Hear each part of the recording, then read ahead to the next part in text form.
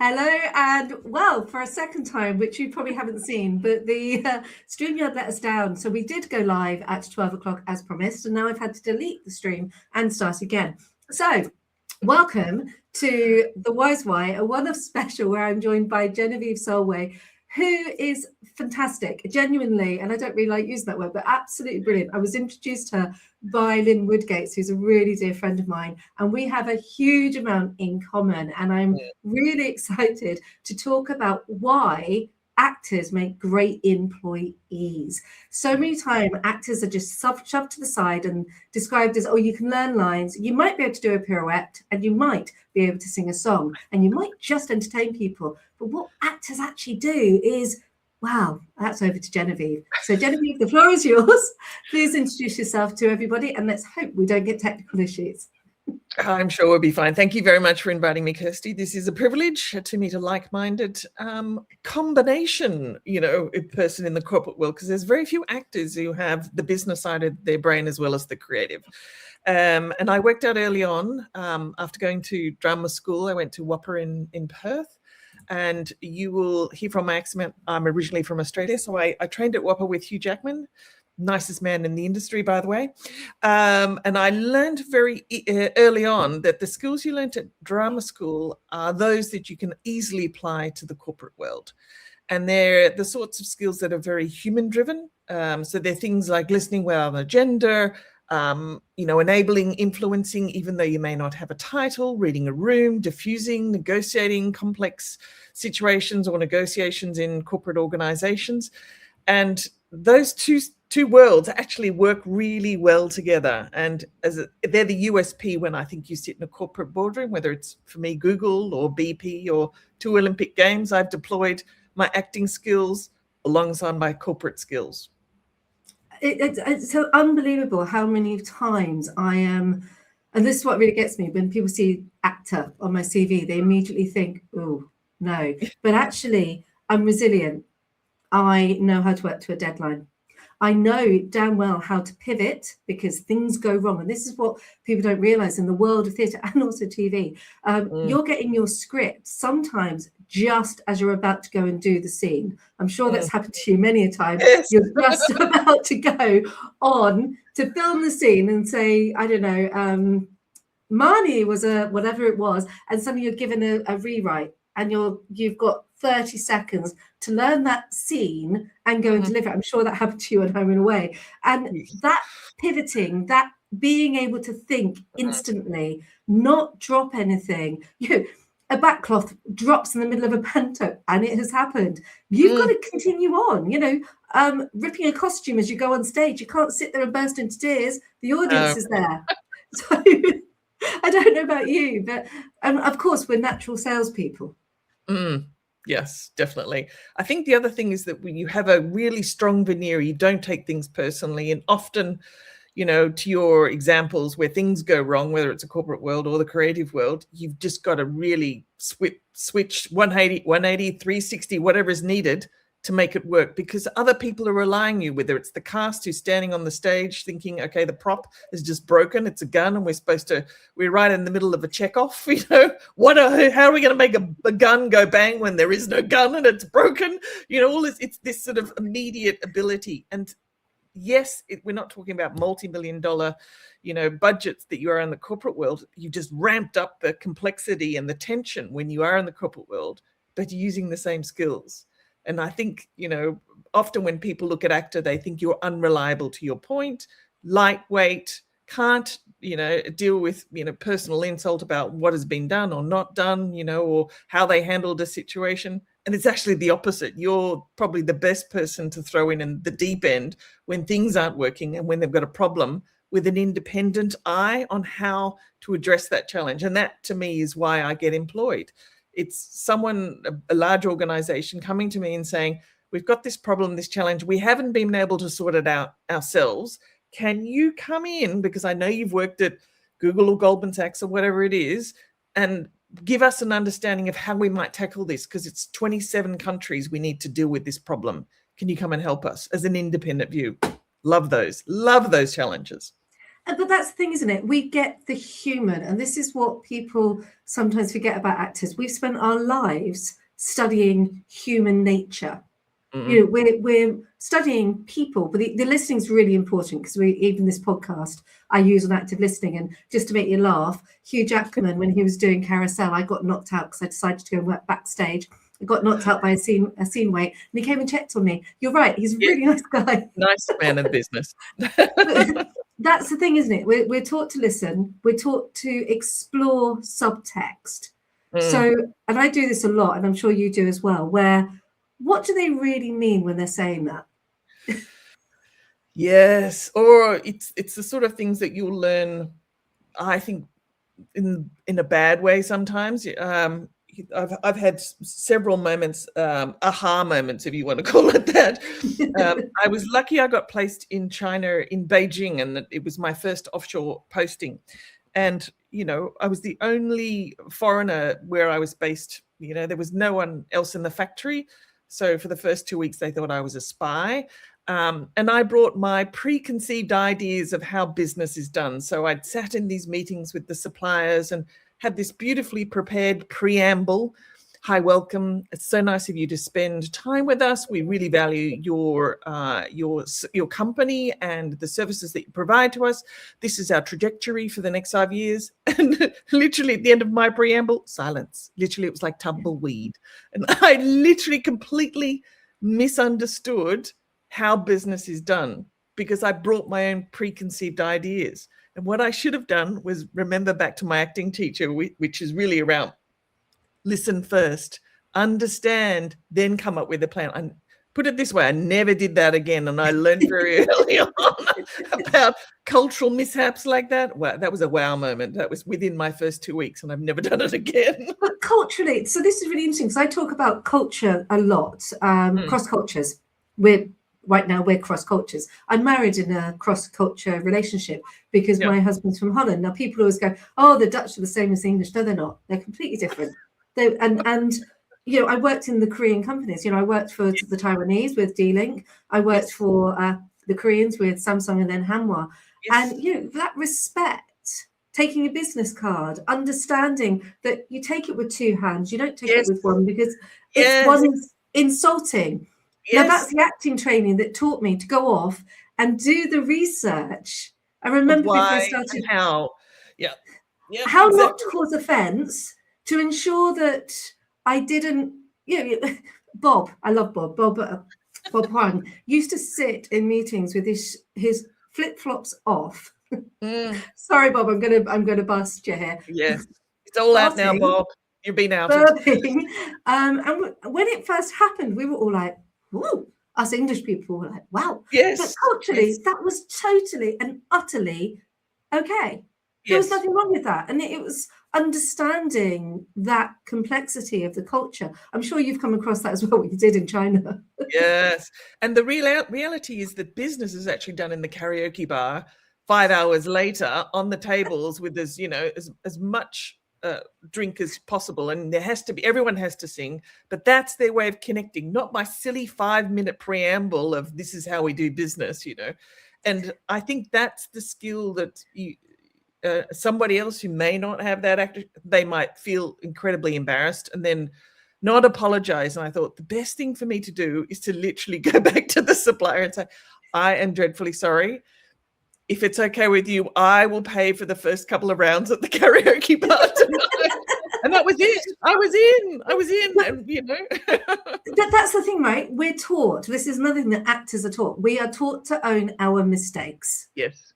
Yeah. We don't shy from them. We don't try and push them onto a colleague, because if we muck up a line, we mucked up the line. There's no one else who can do it. If we mucked up a cue, it's us who got it wrong. So we're taught from a really young age to accept that magical mistakes will happen.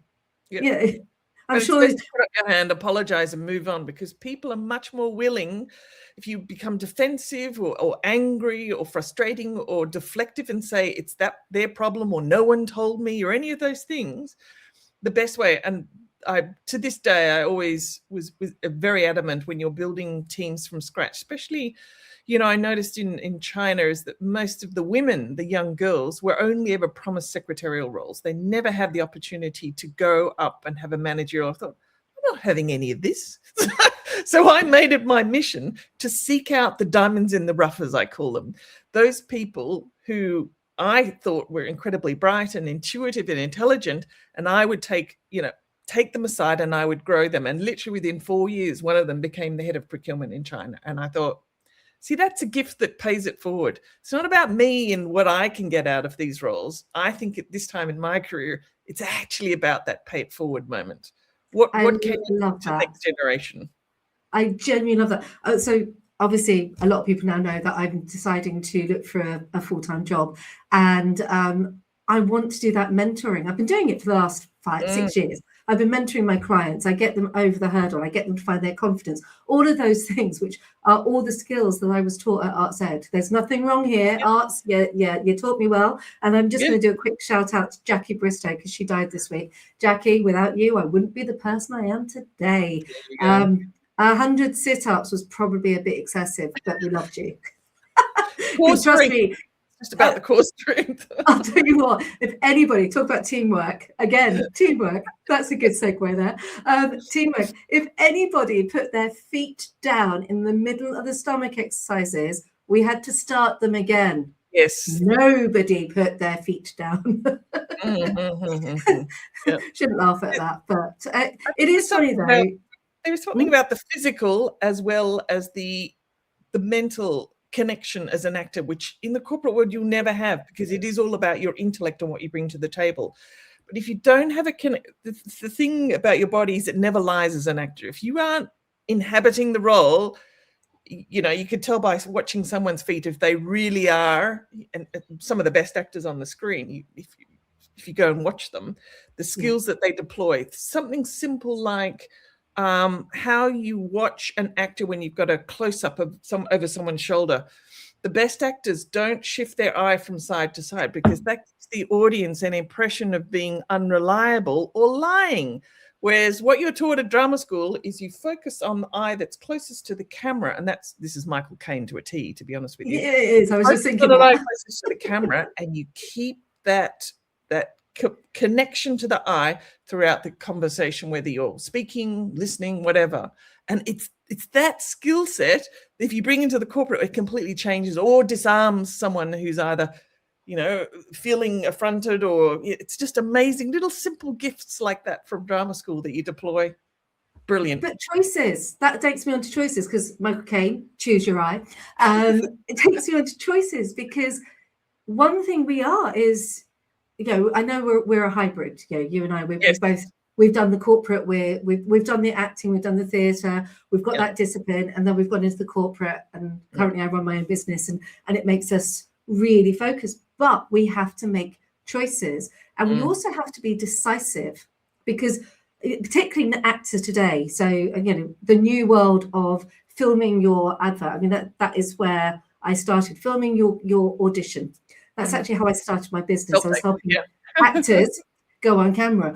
And you have to make the choice because you're not given, and this is what people don't realise, it's different in theatre. You're working through, you've got your deadline, you've got your theatre director. TV, you get a script, go make your decisions.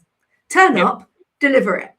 Yep. And you don't know if you've done it right or wrong, and you don't get any feedback. So I think we're quite decisive. I don't know if you feel the same thing. Yeah, I think your ability to make decisions, because you're often brought in my case, lastminute.com to solve a problem, which is now escalated to a position where you're hemorrhaging thousands a day, and you would know in your specific world, understanding IT. But what people most of my clients bring me in is because I can see across an organization, I can see across all the functions where it connects, where it disconnects, where functions aren't working, where functions should be working.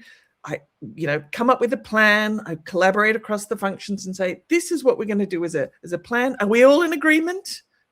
The project charter 101A. Are we all in agreement? Listening?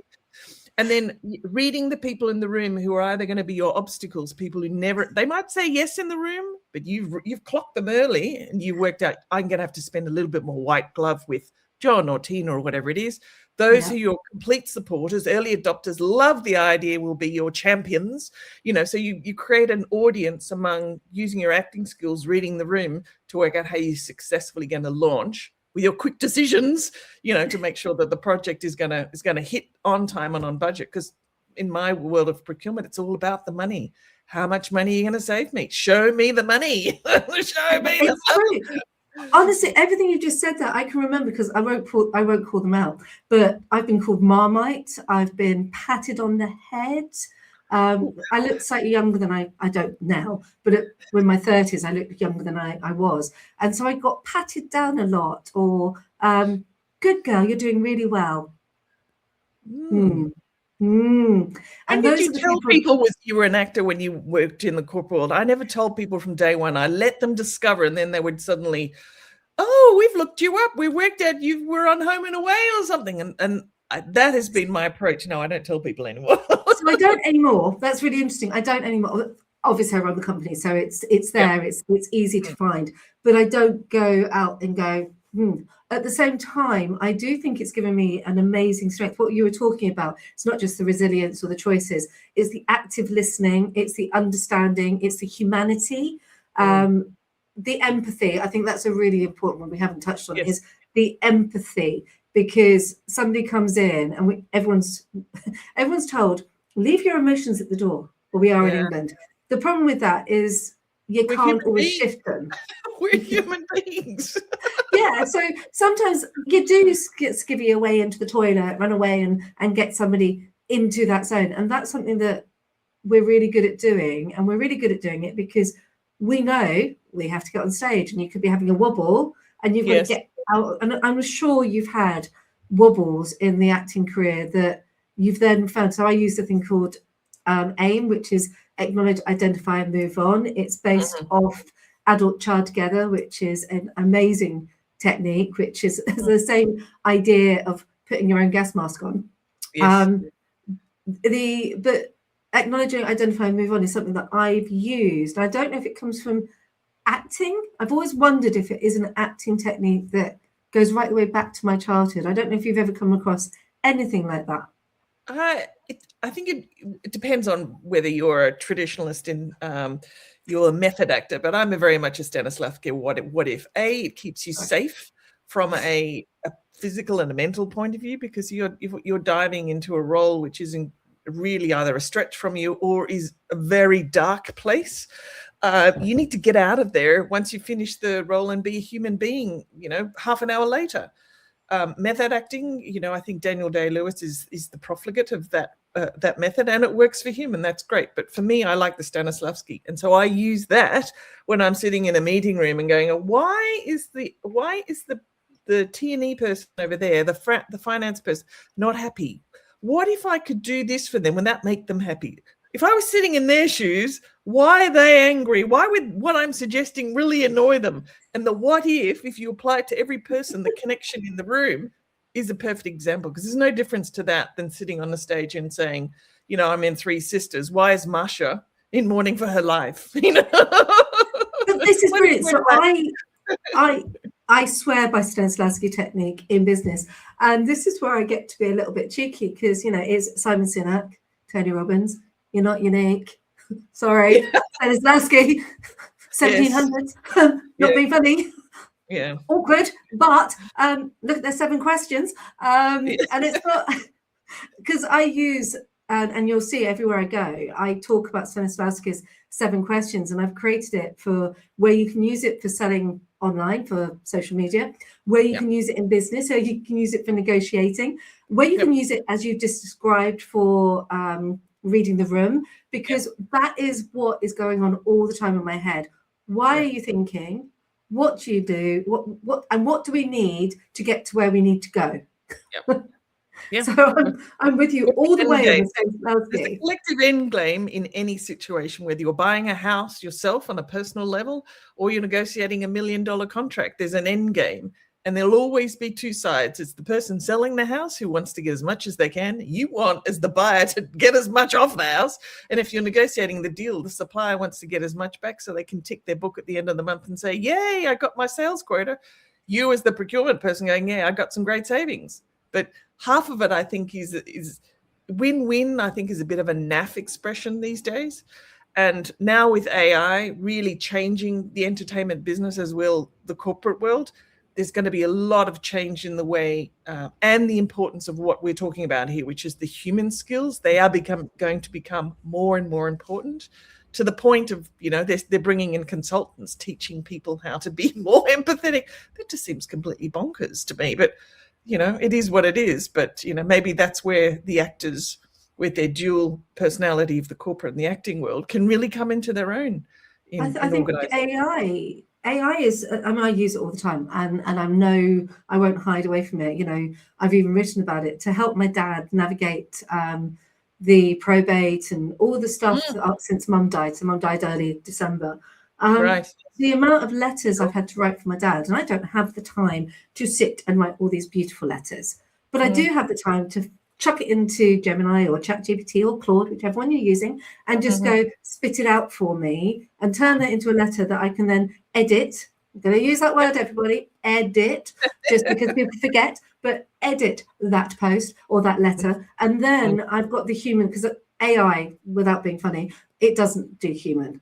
It does facts quite well if you fed the facts in. It doesn't do facts if you ask it a question. So don't think that learn how to use AI, everybody. It's a really useful tool. But remember the human, and remember you've got to give it the information, not expect it to deliver it for you.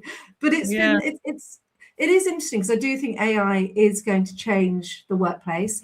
I think it's not just that. I think this is going to sound really weird.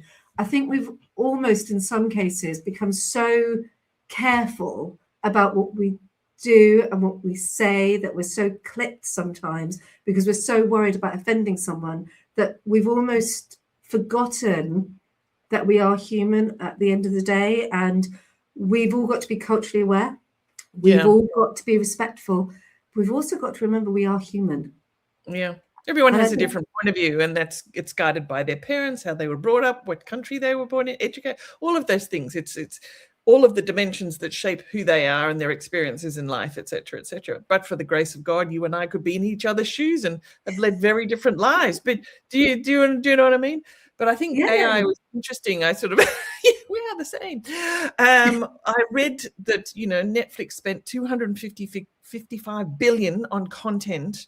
We'll spend literally another 9% increase for 2026, and most of the 6 of the streamers spend 126 billion a year. It's a lot of money in content, and AI will have a distinct influence on that in terms of streamlining the production workflows. It gives access. I make films as well on the side. It's not just being an actor, but it's actually being a filmmaker as well. So me as the filmmaker, I finally get access to tools and capabilities that I could never. Only the Marvel, the big studios could do that before, but now me as little old independent filmmaker can get access to that. So yay AI, because it's a fast track. People, I think, in the creative world get very defensive because then their avatars are going to be stolen and their voice is going to be mimicked, and people put heads on other people's bodies. Yes, there is all that. And yes, it's all new ground that we're breaking here, but part of that is actually building the infrastructure that supports that. So no, you won't be scammed, your body won't be used, or if you're Morgan Freeman, your voice won't be stolen and used to defraud companies or people out of their pensions, which is happening, as we know, in the UK with some of the well-known celebrities. But there's a catch-up game in that perspective, but it doesn't at the core mean that the audience is never going to go to the movies and see a film, or never going to go watch content. They love stories. That's what makes us who we are. We love hearing and listening to stories, or seeing us reflected back on the screen, and that's why there'll always be actors. Always. And that was what was lovely about what you said earlier before we went live. You talked about your time in Home and Away, and you talked about the escapism, and that's the thing. and let's touch on that as we finish off, because I think it's a really nice moment. It brings us back to who you are and how far you've come. I mean, my goodness, you've worked for some major companies. You've also been on Home and Away. I think it's phenomenal. It is a weird thing. I mean, I look back, I was in the Sutherland family back in the dark days. No, I don't want to get that era. And I was brought on to play one of the characters who was basically trying to steal the Sutherland father away from, they were running the caravan park at the time. And the interesting thing, I was told that I needed to make my accent more Australian. And I said, I'm confused, why? And they said, because remember, the show is not just sold here. It's escapism, you know, is at its time, the broad viewership is very much in the UK, because during winter, when you've got 5 months of dark at 3 p.m. in the afternoon, and that's why they showed it at that time, they went stupid. You just see this beautiful southern hemisphere sky with the blue, with the beaches, with some, you know, quite nice looking people jumping in the waves, you know, or in my case, you know, wearing leopard skin and trying to steal someone's husband. But it was pure escapism. And I don't look back on that Home Away as a bad thing, because, you know, when you watch a crew with the precision and skill create the quality they do so fast, you know, they're doing 6 parallel episodes at the same time, all overlapped. They're making all of this content and pushing it out week after week with consistent quality to the, you know, the Home and Away quality of what that, I mean, that's extraordinary. And you see the collaboration, the director, the unknown, unspoken word, they can second guess each other, that collaboration. And that is the skills you, as the actor who comes onto the set, you want to mimic in the corporate world. We're not competing against each other, but in often cases, the corporate world has become that. And I think that's sad. It needs to be more like a film set. We're in it together. We're creating a content. You know, we're all after the end game, the same end game. Why are we adversarial? I absolutely love that. And that is exactly it, isn't it? It's like we're all in it together. On that note, I'm going to thank you so much for your time. I have loved this. I had no idea it was going to go. It's absolutely brilliant. Thank you. It's my pleasure.